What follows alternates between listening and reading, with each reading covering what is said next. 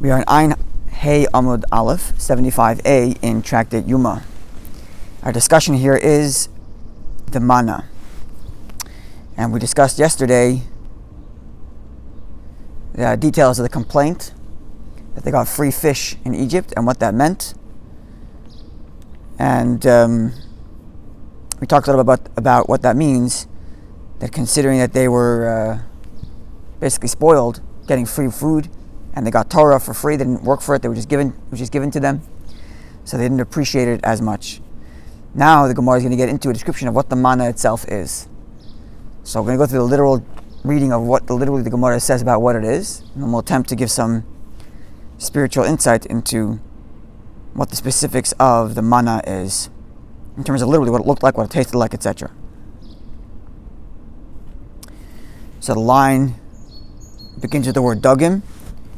1, 2, 3, 4, 5, 6, 7 lines down from the widest set of lines. And then you'll see a little gimel there. It says Esa Kishuyim. See it? Aaron, can you bring me a chumash, please? Thanks. Forgot to do it before. Okay, so the verse says, the verse we said yesterday where the Jews complained and said they remember the fish in Egypt. Thank you. It says there as well that they remember esakishuim v'esavatichim. They remember the cucumbers and the melons. Right. So what's the story with cucumbers and melons? Just on a literal level. It says the Gemara, Rabbi Ami v'Rabbi Asi. Rabbi Ami and Rabbi Asi, the two scholars that we've been talking about before, they're discussing this as well. Chadamar, one of them said, Tam kol aminim tamu b'man. We know that the manna was such that whatever flavor, whatever taste the one who was eating it had in mind that they wanted to taste, that's what they tasted. Now if they're complaining and saying we remember the melon and the cucumbers, it means they didn't have the taste of melon and cucumber. So they had every taste in the world minus melon and cucumber. So they're complaining we remember melon and cucumber from Egypt, and we don't have melon and cucumber now because it doesn't taste like it. That's the extent of the complaint. That everything is fine. Melon and cucumber doesn't taste like. What the significance of melon and cucumber specifically is, I don't think I have the answer to that one. But maybe some of the other stuff we'll understand. Okay. Wasn't it something perhaps maybe... Sorry? Wasn't it perhaps maybe something to do with pregnant women? And some vegetables it was not good for them to eat during their pregnancy? Maybe it was Could be onion and garlic also. Cucumbers are not good in pregnancy. So, it could be. That's what they say.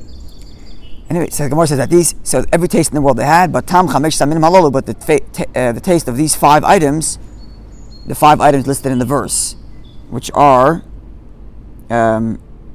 melons, cucumbers, onions, garlics, and there was one more thing, a sachotzir, that's maybe that was leek like you were saying yesterday. Sorry?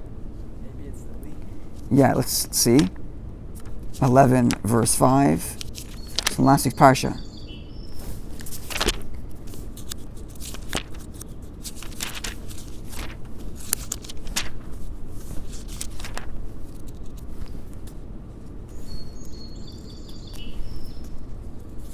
Here we are.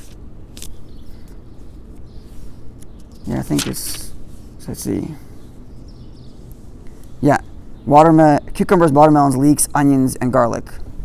So those are the 5 flavors that they missed. And that's what they're complaining. That's one understanding. The Chadam, another one says, Tam kol aminim, the flavor of all items, tamu they tasted, including these 5. But they tasted tamon v'mamashan, both the taste and the tactile. What's the term? The way it touched, the way it felt. Like, so if they wanted it to... Texture? Sorry? The texture, that's it, thank you.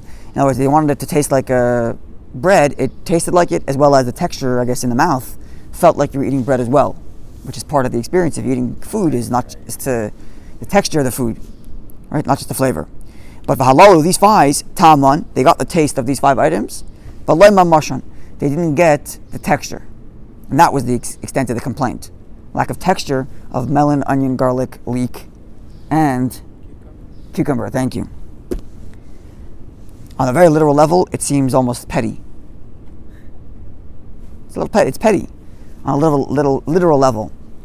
I'm sure there's some deeper explanation to why these 5 items specifically, and what the difference between flavor versus texture. And I've been thinking about it, but nothing comes to mind, so I'm going to leave it as that.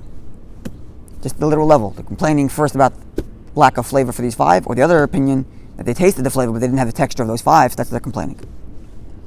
Okay, then the Gemara continues. V'haman, the verse reads that the manna is kezera gad lavan, like white coriander seed. Now I don't know what coriander seed looks like, but apparently coriander seed is not white. Apparently. Is that right? The seeds are The seeds. pale yellow. The seeds are pale yellow.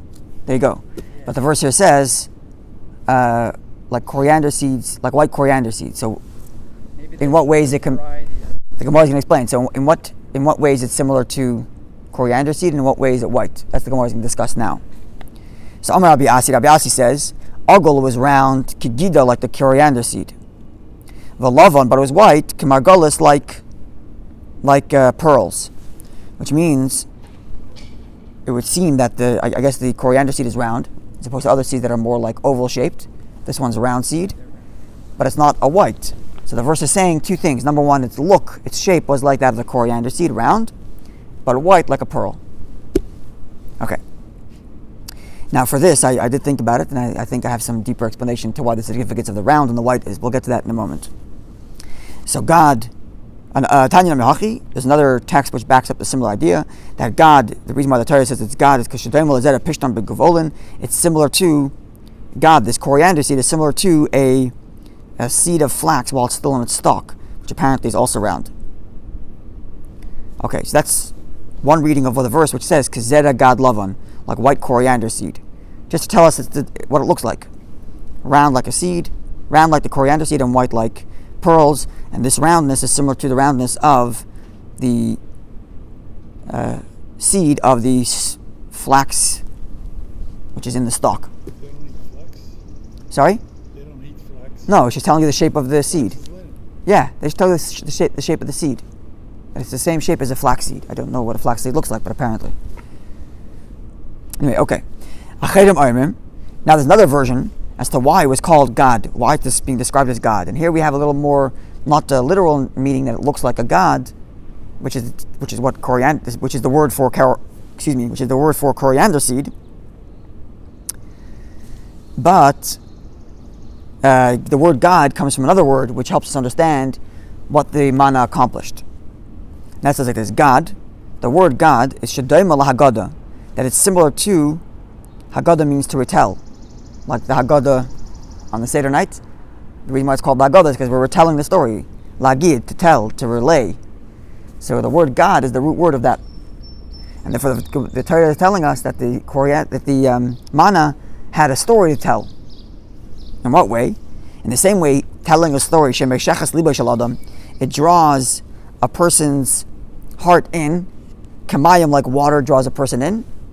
So too the manna was very enticing, it drew the person in.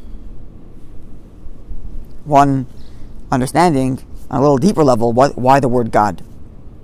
Tanya Idach, another text teaches as follows: that God, this word God, again, which means to retell.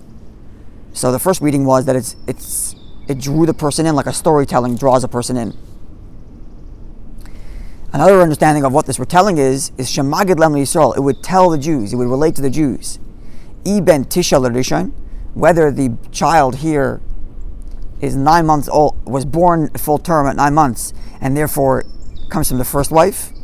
Iben Shiva, or if the baby is a premature baby and it's only 7 months, La'achrein, and it belongs to the second wife. So if a person married one woman, and then they were divorced, and then this woman remarried somebody else, and 7 months after the second marriage, she gives birth. So whose child is it? Before DNA testing, whose child is this? Either it's a premature baby, and it belongs to the second husband, because it's 7 months ago, or it's not a full-term baby, and it was born of the first husband. So how did the Omar tell you which one it was? because the omer was I'm sorry, not the omer. I'm using the word omer because that's the measurement. The manna told us whose baby it was, because the manna came down in an exact measurement called an omer, and you were given an exact measurement for each biological member of the home. So if the first husband woke up in the morning and he had an extra measure of manna, then he knew that baby was his. If the second husband woke up in the morning and he had the extra measure of manna, they knew the son was his. That's telling. So that's telling the story. So the manna would inform people, it was a God, it would inform people of what's truly going on in their homes. Because it would tell, if there was such a case, it would tell whoever it was who's the biological father. Another thing about the manna is that you can imagine 6 people sitting around and eating manna. One says, tastes like oranges. The other one says, And each person tasting something else. Yep. Okay, so that's why I use the word God, which literally means coriander seed, but now we're saying it means to relate, to tell, and therefore to inform the Jews of what was going on. Then the verse said lavan, it's white. On a literal level, we said it was light like, here they say crystals, but margolis kind of means like pearls. That's what I thought it meant, but anyway. So lavan, what does lavan mean? What's the meaning of the word white? Shemal ben Avinisein Shel Yisrael. It would whiten the sins of Jews. It has a cleansing effect on the Jewish soul. So now already we see that the manna wasn't just a physical food, it had a spiritual component to it. It provided clemency, right? It says here. Maybe that's what they objected to, the honesty of the manna. If they were doing promiscuity, Maybe. this would draw out. This would straighten things out. Draw out the seed. this or Interesting. what It would the tell if levels. there's Interesting. Or this It's not bad, it's good. an idea. Yeah. It might fit into what we're going to share in a moment. Or this brought them up into the 49 levels. Yeah. But just, it brought them up very quickly. Okay, so this is now another text on this issue. Tanya, we taught in Mishnaic text, Mishnaic age text. Rabbi Yossi says, "Kishem sha'anavi ha'magid lem liYisrael." Just like a prophet would inform the Jewish people, Masha b'churin and Masha b'stokin, that which is hidden in the crevices and the cracks, meaning a prophet reveals that which is concealed. So kach so tu haman, the manna magid lem liYisrael would inform the Jewish people, Masha b'churin and b'stokin, that which was hidden in the crevices and the cracks. It reveals the secrets. Kate said, how is that? So before we had the case of a woman who married 2 men successively, and the manna would inform who the father was by putting the right measure at the right biological father. But here's another scenario. Shnaim shabol lefnei Moshe. 2 people would come to Moshe, ladin, and they were over some argument. Zeh omer gavdi avdi ganafta. One person says, you stole my slave. V'zeh omer, the other person says, I didn't steal it. Ata machartali, you sold it to me. So did I buy the slave or did I steal the slave? Amala Moshe, so Moshe would tell them, Laboiker mishpat. Tomorrow morning we're going to do it. We're going to do the court case. Lamacha the next day. Im ninsa omer b'bais Rabbi Rishon. If the extra measure of manna to feed this slave is found at the doorstep of the first owner, be a dua shezeh gunva, then we know that this guy stole it. Right, because God's giving the manna to the first owner. If the omer is found in the home of the second one, then we know he sold it to him. So again, similar kind of thing. Following? Great system. It's a great system, right? Didn't the manna fall in the grass? Yeah, we're going to get that in a second, how it fell and where it fell. It didn't fall into the homes. No, we're going to get that in a second. But it's a good point. When they brought it into their house, no matter how much they collected, they always ended up with the exact amount they needed. An omer. Yeah, an omer. 2 on Friday. 2 on Friday, but an omer for each person in the household. So even if they collected much more, they only get stuck with the exact amount they needed. This is something the Gemara mentioned earlier as a cause for anxiety, because they didn't know what they're going to have tomorrow. Usually you don't eat every last morsel of bread in your house. You have some, and when you're running low, you go buy. But they didn't have that option, because whatever was done that day was done. So there was an anxiety associated with that. That's what the Gemara says earlier. But it didn't work. That's correct. So the Gemara mentioned that earlier as a source of concern for them. Anyway. Okay, so similarly, v'chein ish v'isha, husband and wife. Sheba'u lefnei Moshe, didn't they come before Moshe for a judgment? Za'imar hi sarcha alai. One says, or he says, the husband says, she betrayed me. And therefore deserving of divorce. V'yemeres, and she says, no, hu sarach alai. He mistreated me, and he doesn't have the right to kick me out of the house. So Amar Moshe would say, L'boiker mishpat, tomorrow morning will be the judgment. L'machal, the next day, imsa oimara, if we find that her measure of mana, this oimer, is bebeis baila, is at the home of her husband, that's where the extra omer is for her. B'yadua, we know shehi sarach alav, that she messed up, and therefore he still has the right to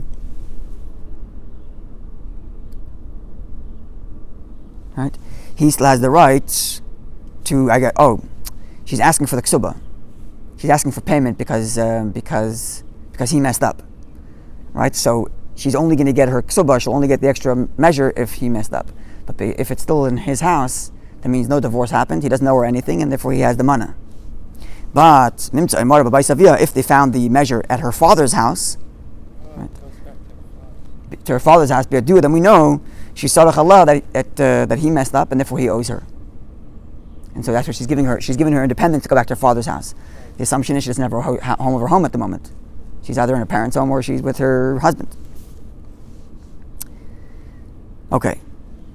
Before I go further, I just want to. Gemara now is going to go further in a moment to get into how the manna came down. But I would just want to suggest maybe a deeper understanding of what's going on here, and maybe we'll conclude with that. Which is like this. We discussed before that the manna, food in general, is symbolic of Torah. Right? In chapter 5 of Tanya, something we mentioned here in the previous classes, that chapter 5 in Tanya, the author describes that Torah is like food, because food, unlike a mitzvah which you engage, it's an activity you engage in. Right? The activity is outside of you and you engage in the activity. Whereas Torah is something that you take into you. And therefore, mitzvahs are referred to as clothing, because you put them on. You put on the act.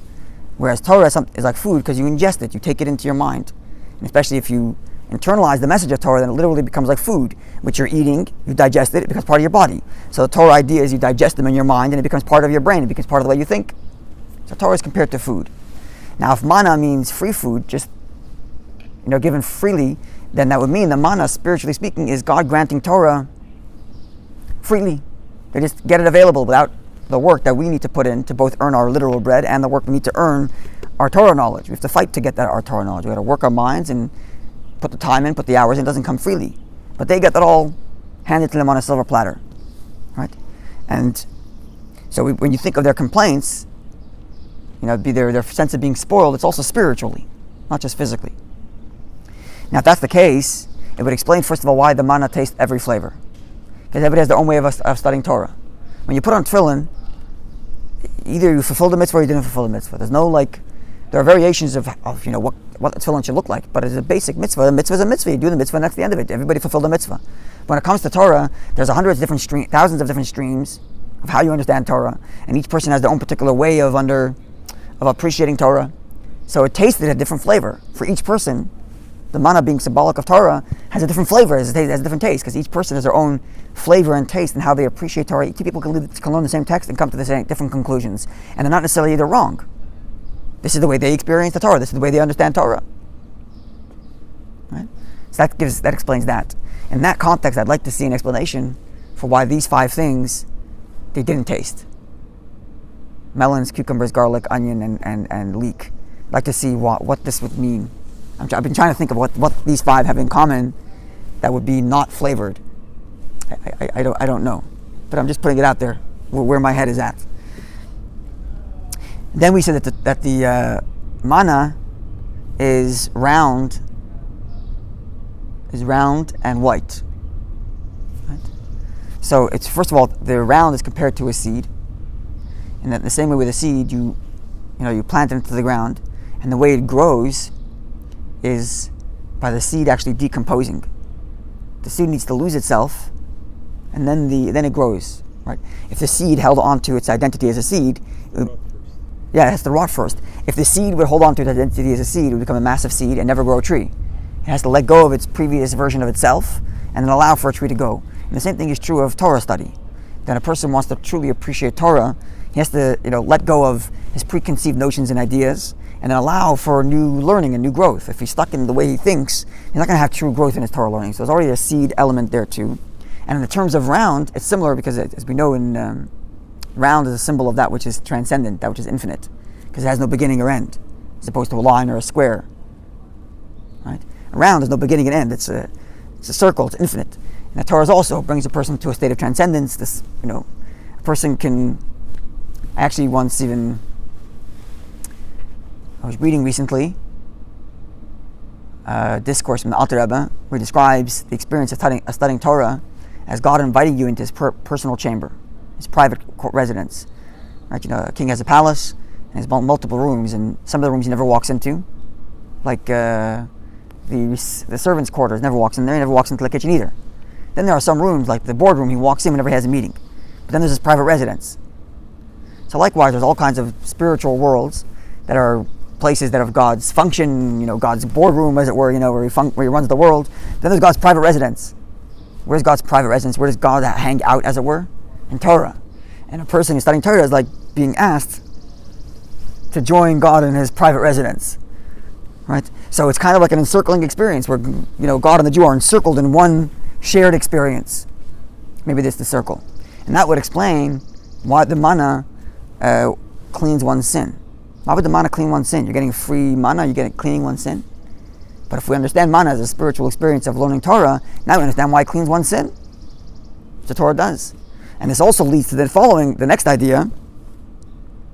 Oh, I missed one thing, sorry.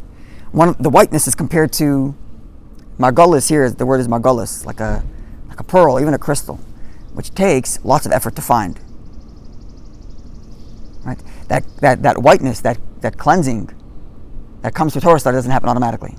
The same way you got to seek out that pearl and you got to work hard to find that crystal, or to purify it, to get any of these precious gems take a lot of work to find them. That's why they're so expensive. So likewise, the whiteness, as it were, the cleansing that Torah provides for sin doesn't just happen like that. It takes the work. You got to dig within Torah, within yourself, and then you can find that white, that cleansing. And then that would lead to the next statement in the Gemara about the manna being revealing of the truth of what's going on. That's what Torah does. So Torah's base objective is, besides for delineating law as to who belongs to what and whose slave is this and whose child is it, that's Torah's job. For them it came automatically. For us, we got to work for it, right? Because they have the manna which is free from heaven. So their Torah automatically informed them of what's going on. We have to work through Torah to find out what's going on. But nonetheless, the idea is still there, that Torah is meant to reveal truths that are ordinarily, like it says it here, ordinarily hidden in the cracks and the crevices. And it's exactly what a prophet does. A prophet's knowledge of what's going to happen in the future is not necessarily simply because God has given him a vision of the future. It's because the prophet has got to a point where his understanding of Torah, and therefore his understanding of the reality of our world, is at such a level that he automatically can see that which is ordinarily concealed. I'll give you an example. This is an example to help us understand this. If I used this example before, but if I take this paper and I dropped it, what do I see? I see paper falling on the ground, falling. That's all I see. Someone who's a little bit more advanced in their sciences, what do they see? They see gravity. And if you fast forward to the highest professor in the world who has the best understanding of mathematics and I don't know what, he'll look at it and he'll say, well, I can see the density of the paper, the weight of the paper, I can feel the wind and the humidity and this and that, and I can tell you that it's going to land at that speed and make this sound when it hits the floor. Does he see the future? He sees the future, but he sees the future because there's a deeper understanding of what's happening now. Right? That's really what a prophet is. His Torah knowledge is such that he has that clarity of vision to know what's really going on in the crevices and the cracks. Right? And there's the connection, the spiritual, deeper meaning of what this means, that the manna reveal the truths. In the same way a prophet does, because that's really what Torah does. That's what Torah does. Reveals that which is truly what's truly going on. There's God in the world. God's bringing everything into being, etc.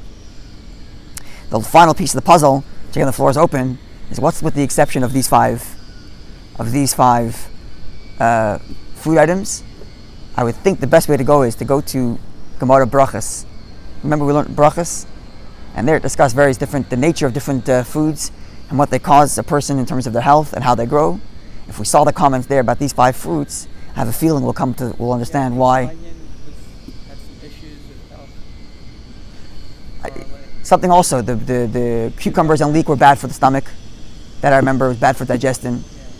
That I remember from the Gemara. There were other things also. So if we found out what those were and we translate them into the context there of the spiritual meaning, that manna is a reference to Torah, then maybe we'll understand why these 5 flavors were out. I have a feeling that's where we'd find it. Rambam may have some insight on that as well. Sorry, where? Rambam. Yeah, Rambam discusses which foods are healthy or not. That's correct. I'm sure it would be very helpful.